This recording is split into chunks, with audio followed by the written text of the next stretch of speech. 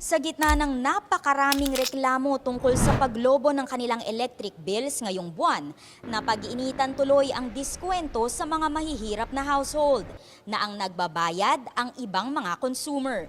Hiri tuloy ni Senador Amy Marcos sa isang pagdinig. Ang liit-liit naman ng lifeline na yan. Hindi ba pwedeng i-absorb na ng Meralco yan? Sagot ng kinatawan ng Meralco, susunod ito sa anumang utos ng Energy Regulatory Commission o ERC. Sabi naman ng ERC dahil nasa batas ang 1 centavo per kilowatt hour na sasagutin ng ibang mga consumer sa lifeline rate, pwede naman daw mag-volunteer muna ang Meralco at electric cooperatives hanggat hindi naaamyendahan ang batas.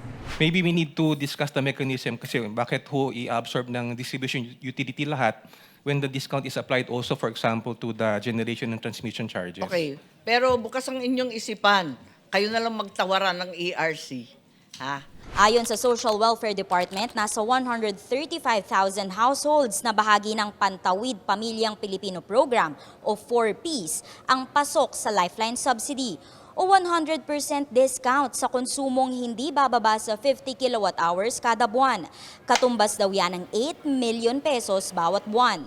Paliwanag ni Senate Crisis Committee Chairman Win Gatchalian, isinulong niya noon yung Expanded Lifeline Rate Act para matulungang mabigyan ng kuryente yung pinakamahihirap na households. Pero dahil mas strikto na niya ang gobyerno sa kung sino ang mabibigyan ng ganitong diskwento, maaari raw na gobyerno na rin ang sumagot dito sa halip na pasanin ng ibang mga consumer. Yan din ang sinusulong ni Senador Bam Aquino, habang si Senador Rodante Marcoleta gustong isubsidize ng gobyerno pati yung mga kumukonsumo ng hanggang 200 kilowatt hours kada buwan bilang direktang ayuda. Ipinunto rin ng mga mababatas, ERC at maging Meralco na ang pinakamalaking pagtaas sa bill ng kuryente dahil sa generation, transmission at system loss charges, pati na patong-patong na buwis. Sabi ko nga sa Meralco one time, pati ba naman yung local franchise tax, kayo naman yun eh.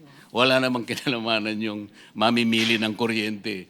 Kaya sabi ni Gatchalian, pag-aaralan na ang pagtanggal ng value-added tax sa kuryente at dapat utay-utayin anumang dagdag singil kahit hindi umabot ng piso kada kilowatt hour ang pagtaas. We will revisit our advisory and look into the possibility of lowering yung trigger.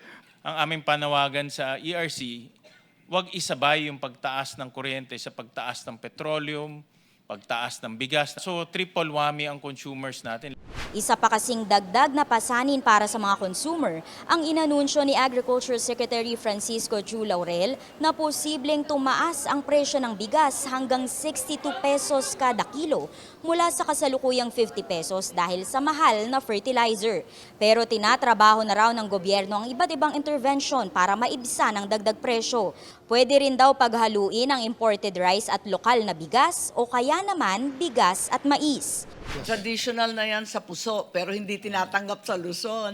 O baka magalit yung tao sa amin, manok lang yan na pinapakain. I've been eating it personally for a week already. Depending, tinitimpla na anong-ganong namin tubig para malasa o hindi matigas. Para sa impormasyong napapanahon at on demand, Amor Santos, Newswatch Plus.